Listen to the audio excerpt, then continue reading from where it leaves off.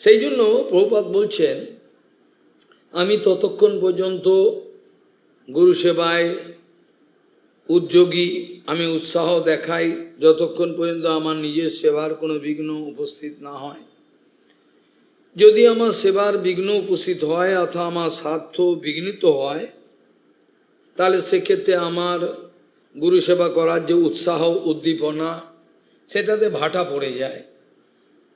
আর যদি চূড়ান্ত পরিমাণে ভাটা পড়ে যায়, একেবারেই কোনো স্বার্থ দেখা যাচ্ছে না, কোনোই আমার কিছু লাভ হচ্ছে না, বেকার আমার সময় চলে যাচ্ছে, আমার লাভ হচ্ছে না, সেক্ষেত্রে গুরুপাদ পদ্মকে উপেক্ষা করা, তাকে বঞ্চনা করবার একটা প্রচেষ্টা, যদিও বঞ্চনা করা যায় না, এই ধরনের জিনিসগুলো দেখা দেবে।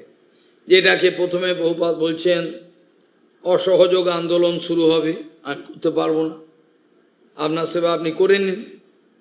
তারপরে অসহযোগিতার পরে তারপর প্রতিযোগিতা শুরু হওয়ার পর অন্তিমে হবে বিরোধিতা হবে, অর্থাৎ প্রত্যক্ষ লড়াইয়ের ময়দানে।